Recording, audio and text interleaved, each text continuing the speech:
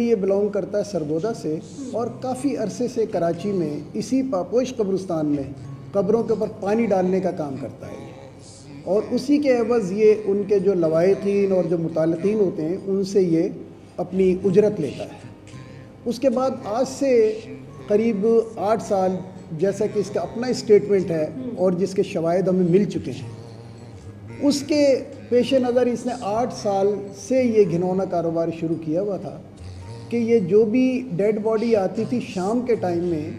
تو اس کو پتہ لگ جاتا تھا، کیونکہ محرم نامحرم کا ہوتا ہے لیڈیز کی، خواتین کی تدفین میں کہ جو محرم ہوتے ہیں انہی کو قریب ہونا ہوتا ہے، غیر محرم کو الگ کر دیتے ہیں، پھر اس کو شیلٹر دیا، پردہ دیا جاتا ہے اس کو تدفین کے ٹائم پر۔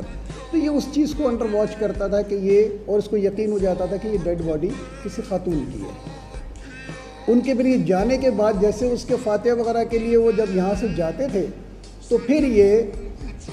تھوڑی دیر کے 3 یا 4 گھنٹے کے گیپ کے بعد جیسے شام ڈھلتی تھی اور اندھیرا ہوتا تھا، پھر یہ قبر کا جو بالکل انتہائی پاؤں کی طرف کا جو سلیب ہے اس کو یہ کھدال سے مٹی ہٹا کر اس سلیب کو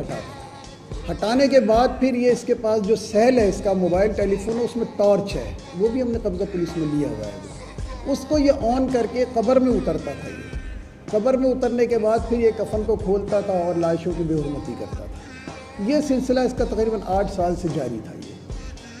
یہ قبر کو کھودتا تھا، یہ اندر ڈیڈ باڈیز یعنی کہ خواتین جن کی تدفین ہوئی ہوتی ہے، جو باڈیز ہیں ان کے ساتھ قبر میں یہ ریپ کرتا تھا، ان کی ریپ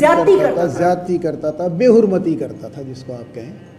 اور اس طرح یہ اس کو پتہ نہیں کس ٹائپ کی سیٹسفیکشن ہوتی تھی کہ یہ اس گھنونے اس کے اندر یہ ملوث رہا ہے۔ اب کافی دن سے اس کو یہ انڈر واچ تھا،